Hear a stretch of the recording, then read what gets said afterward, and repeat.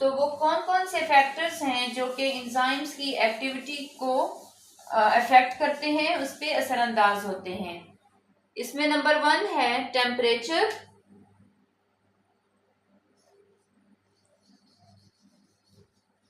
एक खास हद तक टेम्परेचर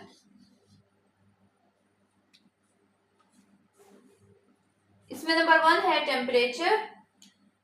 अगर टेम्परेचर इंक्रीज होगा, बॉडी टेम्परेचर अगर इंक्रीज होगा तो एंजाइम्स की एक्टिविटी भी इंक्रीज होगी, एंजाइम ज्यादा अच्छे से अपना फंक्शन परफॉर्म करेंगे। और अगर बॉडी का टेम्परेचर डाउन होगा, लो होगा, तो एंजाइम्स अपनी एक्टिविटी परफॉर्म नहीं कर पाएंगे, फंक्शंस परफॉर्म नहीं कर पाएंगे।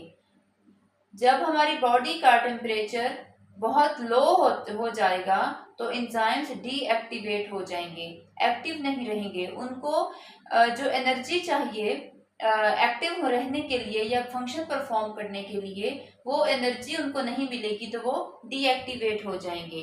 और हमारी बॉडी का नॉर्मल टेम्परेचर है 36 डिग्री।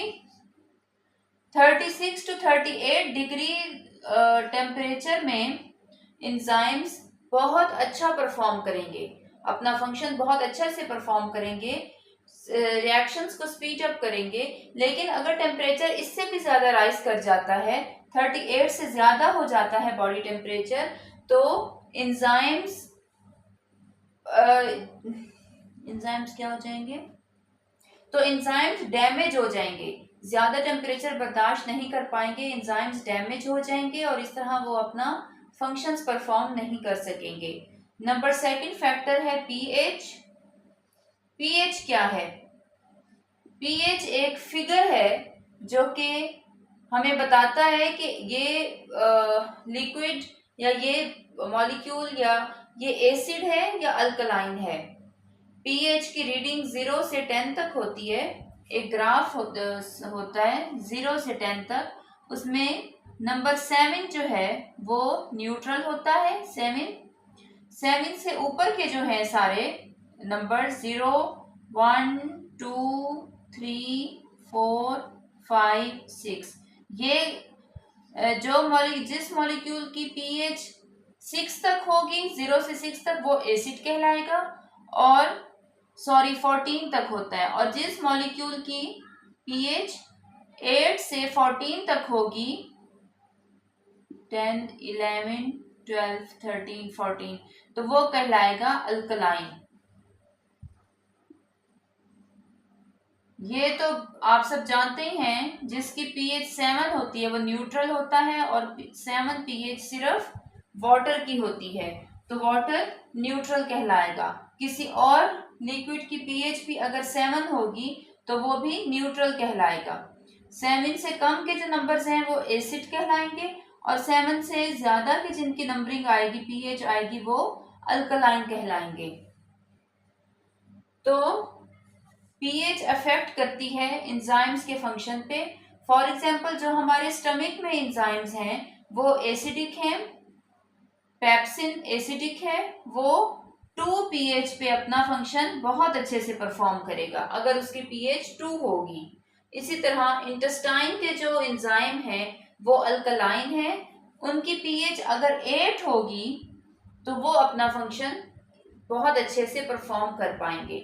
अगर इंटेस्टाइन के एंजाइम्स की पीएच 8 से बढ़ जाएगी तो वो डैमेज हो जाएंगे, अब फंक्शन परफॉर्म नहीं कर पाएंगे। इसी तरह पेप्सिन की स्टमक के एंजाइम की अगर पीएच 2 से ज्यादा हो जाती है, 2 से मजीद कम हो जाती है, तो वो भी डैमेज हो जाएंगे, डी नेचर हो जाएंगे, अपना फंक्शन परफॉर्म नहीं कर पाएंगे। नंबर नेक्स्ट फैक्टर है सबस्ट्रेट कंसंट्रेशन। सेल में जितने ज्यादा एंजाइम्स हैं उसी हिसाब से अगर सबस्ट्रेट होंगे तो उतना रिएक्शन तेजी से स्पीड अप होगा। जितने ज्यादा सबस्ट्रेट एंजाइम्स की एक्टिव साइट के साथ आकर अटैच होते जाएंगे तो फंक्शन उसी तरह केमिकल रिएक्शन उसी तरह स्पीड अप होता जाएगा। लेकिन जब एंजाइम्स ही खत्म हो एक हद तक, लेकिन एक लेवल आता है जब तमाम एंजाइम्स की तमाम एक्टिव साइट्स फिल हो जाती हैं, उसके बाद अगर सबस्ट्रेट हों भी तो वो एंजाइम्स की एक्टिविटी पर असरअंदाज नहीं हो सकते, क्योंकि सारे एंजाइम्स सबस्ट्रेट के साथ अटैच होकर ख़त्म हो चुके हैं।